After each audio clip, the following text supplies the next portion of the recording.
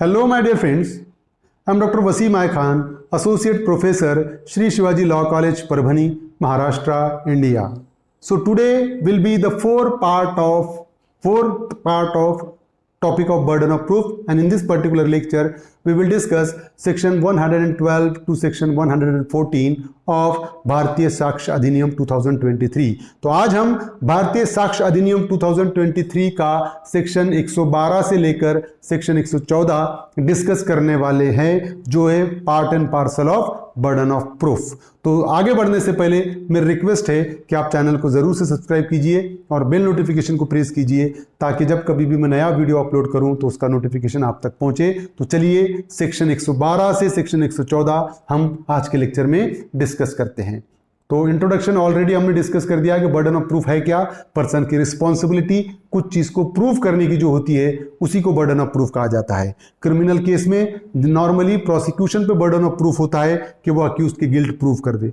In short हम कह सकते हैं कि जो भी कोई एक आधा फैक्ट कोर्ट के सामने लेकर आएगा तो उस फैक्ट को प्रूव करने की रिस्पॉन्सिबिलिटी उसी पर्सन पे होगी, और इसी रिस्पॉन्सिबिलिटी को बर्डन ऑफ प्रूफ कहा जाता है.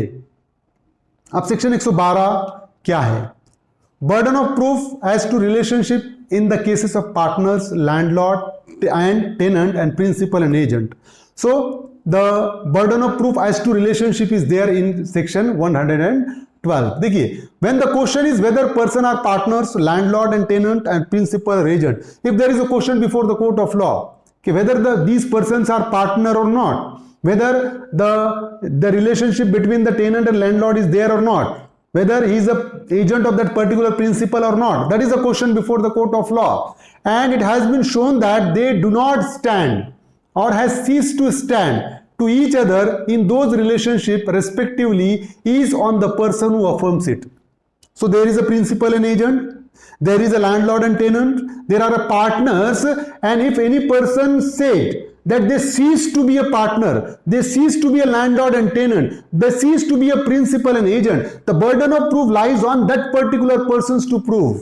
बात ध्यान में रखिए कि कोर्ट के सामने तो ऐसा बताया गया है कि दो पार्टनर्स थे, या प्रिंसिपल और एजेंट है, या लैंडलॉर्ड और टेनेंट है, और अगर कोई ये कह रहा है कि वो मेरा एजेंट नहीं है, या लैंडलॉर्ड ये कह रहा है कि वो मेरा टेनेंट नहीं है, या पार्टनर ये कह रहा है कि वो मेरा पार्टनर नहीं है, तो बर्डन ऑफ प्रूफ उसी पर्सन पे रहेगा जो ये कह रहा है कि वो रिलेशनशिप नहीं एग्जिस्ट करती है.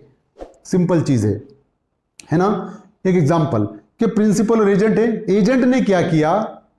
रिटेलर्स का पैसा लेकर भाग गया.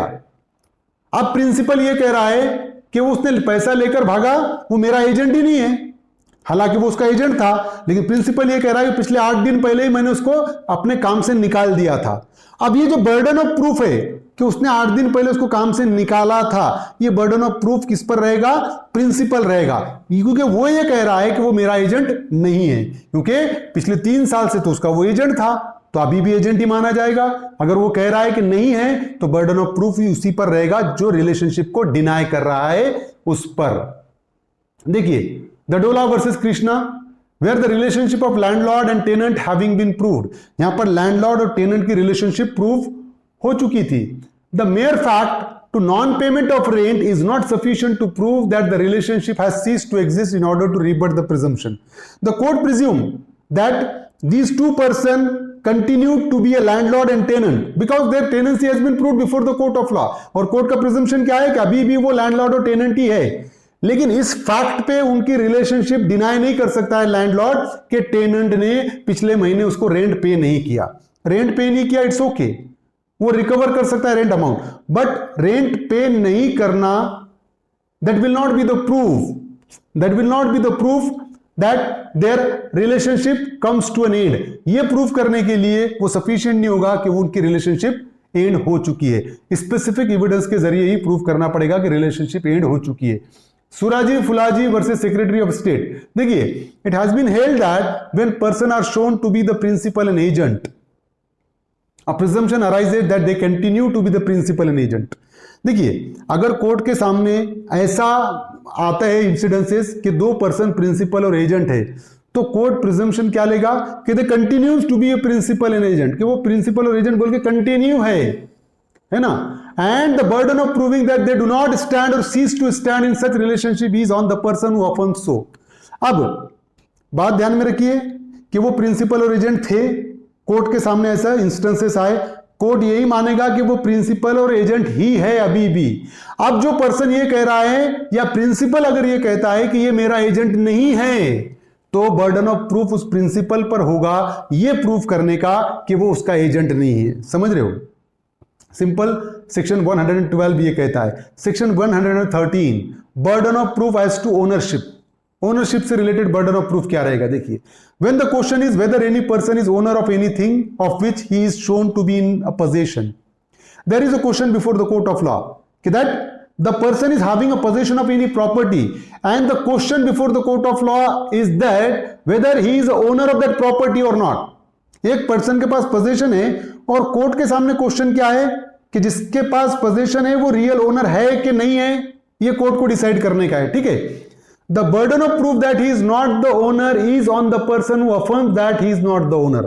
अब if any person, suppose आपके पास एक प्लॉट का पोजेशन है और मैं ये कह रहा हूं कि you are not the real owner of that plot, आप उस प्लॉट के रियल ओनर नहीं है।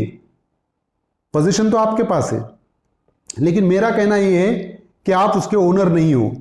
तो आप उसके ओनर नहीं हो ये प्रूफ करने का बर्डन किस पर रहेगा? डेफिनेटली मुझ पर रहेगा वो बर्डन। आपके पास पोजीशन है, आपको कुछ प्रूफ करने की जरूरत नहीं है। आपके ओनरशिप को मैं चैलेंज कर रहा हूं, तो डेफिनेटली आपके ओनरशिप को मैं चैलेंज कर रहा हूं, तो बर्डन ऑफ प्रूफ भी मुझी पर होगा कि आप रियल ओनर नहीं है, ये प्रूफ करेंगे।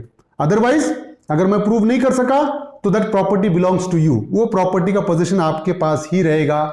मैं आपके ओनरशिप को चैलेंज कर रहा हूं, मैं ये कह रहा हूं कि आप ओनर नहीं है बल्कि मैं हूं ओनर, तो ये ओनरशिप प्रूफ करने का बर्डन मुझ पर ही होगा। देखिए, VK Thimmaiah versus VK Parvathi, it has been held that any property acquired by the karta of the joint family is presumed to be the joint family property. So whenever karta of a Hindu joint family is acquiring a property, that property presumed to be a joint family property. जब कभी भी कर्ता कोई property acquire करेगा तो presumption यही होता है कि वो ज्वाइंट फैमिली की प्रॉपर्टी है। If any one of the copartner claim that the property is a self acquired property, अब कोई भी कोपार्टनर, इवन कर्ता भी अगर ये क्लेम कर रहा है कि वो कोपार्टनरी प्रॉपर्टी नहीं है बल्कि मेरी सेल्फ एक्वायर्ड प्रॉपर्टी है, I am the owner of that property, the burden of proof lies on that person who claims that this is the self acquired property. बात ध्यान में रखिए, the burden of proof is on him to prove that the said property is a self acquired property. तो जो कोई भी कह रहा है कि ये ज्वाइंट फैमिली की प्रॉपर्टी नहीं है बल्कि मेरी सेल्फ एक्वायर्ड प्रॉपर्टी है, तो बर्डन ऑफ प्रूफ उसी पर्सन पे होगा जो ये कह रहा है कि उसकी सेल्फ एक्वायर्ड प्रॉपर्टी है, क्योंकि ओनरशिप क्लेम कर रहा है, वो अकेले की ओनरशिप क्लेम कर रहा है, तो अकेले की ओनरशिप प्रूफ करने की रिस्पॉन्सिबिलिटी भी उसी की होगी, उसी को प्रूफ करना पड़ेगा। Burden of proof lies on that particular person. Section 114 proof of good faith in transaction where one party is in a relation of active confidence. Section 114, where there is a question as to the good faith of a transaction between parties.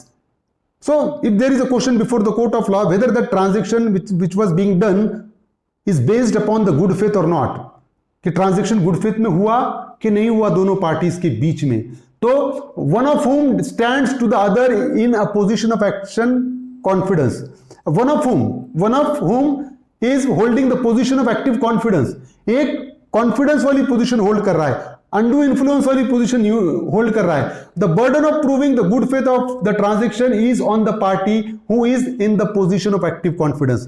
तो वो transaction good faith में हुआ, ये prove करने का burden किस पे होगा? The person who is holding a position of active confidence. जो पर्सन एक्टिव कॉन्फिडेंस की पोजीशन होल्ड कर रहा है, बर्डन ऑफ प्रूफ उसी पर होगा। फॉर एग्जाम्पल, एक स्टूडेंट है, एक टीचर है, स्टूडेंट और टीचर के बीच में ट्रांजैक्शन हुआ। अब ये ट्रांजैक्शन गुड फेथ में हुआ है या नहीं हुआ है, अगर ये क्वेश्चन है, तो यहां पर एक्टिव कॉन्फिडेंस की पोजीशन कौन होल्ड कर रहा है? टीचर होल्ड कर रहा है, क्योंकि टीचर के बिहेवियर को स्टूडेंट क्वेश्चन नहीं कर सकता, वो यही कहेगा कि भाई टीचर जो बोले वो सही है। अब उस सिचुएशन में अगर गुड फेथ में ट्रांजैक्शन हुआ, ये प्रूफ करना है, तो बर्डन किस पर रहेगा? The person who is holding a active position. तो एक्टिव पोजीशन कौन होल्ड कर रहा है? टीचर होल्ड कर रहा है, तो burden of proof lies on the teacher to prove that the transaction was in good faith. देखिए Pannalal versus Dilip Kumar, it has been held that where a son made a gift in favour of his father, कि father के favour में gift किया, ऐसा son made a gift in favour of his father, के लड़के ने बाप के फेवर में गिफ्ट किया। The father has to show that he has not abused his position and the gift was not brought about by any undue influence on his part and donor had independent advice when the gift was made। अब बात ध्यान में रखिए, यहां पर gift किसने किया? बेटे ने बाप को किया, तो ये ट्रांजैक्शन हुआ ना, गिफ्ट का ट्रांजैक्शन। तो यहां पर एक्टिव पोजीशन कौन होल्ड कर रहा था? बाप एक्टिव पोजीशन होल्ड करता है ना। आज भी अपने इंडिया में कि बेटा अपने बाप के सामने कुछ कहने की हैसियत नहीं रखता है, क्योंकि एक्टिव पोजीशन बाप की है, बाप के वो दबाव में रहता है, अनड्यू इन्फ्लुएंस में रहता है, बाप जो कहेगा वो मानेगा। अब यहां पर बाप को ये प्रूफ करना पड़ेगा कि वो जो गिफ्ट दिया बेटे ने उसको, वो विदाउट अनड्यू इन्फ्लुएंस दिए वाला है और वो उसकी इंडिपेंडेंट एडवाइस थी, उसका इंडिपेंडेंट डिसीजन था। ये प्रूफ करने की रिस्पॉन्सिबिलिटी किसकी है? बाप की रिस्पॉन्सिबिलिटी होगी। In this case the father was holding the position of active confidence. देखिए Satyanarayan versus Nanki Devi, where a literate woman with considerable intellectual capacity and habits having dealing with another person, एक intellectual woman थी, उसके पास सारी लोगों से deal करने की उसकी हैबिट थी, और उसने क्या किया? एक पर्सन के साथ डील किया। It was held that no presumption would arise that the person stood in a position of active confidence to her. तो उस सिचुएशन में जिसके साथ उसने ट्रांजैक्शन किया था, इंटेलेक्चुअल लेडी थी और लोगों के साथ डील करने की उसको आदत थी। अब उस सिचुएशन में इस केस में ऐसा प्रिजम्पशन रेज नहीं किया गया जा सकता, ऐसा कोर्ट ने कहा कि जो पर्सन के साथ उसने डीलिंग की वो एक्टिव पोजीशन होल्ड करता था। एक्टिव पोजीशन का सवाल ही नहीं आता यहां पर। तो कोर्ट ने यह कहा कि प्रिजम्पशन सेक्शन 114 में बर्डन ऑफ प्रूफ सामने वाले पर कब जाएगा? अगर वो एक्टिव पोजीशन होल्ड कर रहा है तो बर्डन ऑफ प्रूफ उसी पर्सन पे होगा जो एक्टिव पोजीशन होल्ड कर रहा है, ये प्रूफ करने का कि ट्रांजैक्शन गुड फेथ में हुआ है। तो यही थे सेक्शन 112 से 114 जो हमने डिस्कस किए। उम्मीद करता हूं कि आपको समझ में आया होगा। समझ में आया तो मेरे चैनल को सब्सक्राइब कीजिए और इस लेक्चर को ज़्यादा से ज़्यादा स्टूडेंट तक शेयर कीजिए। Thank you very much.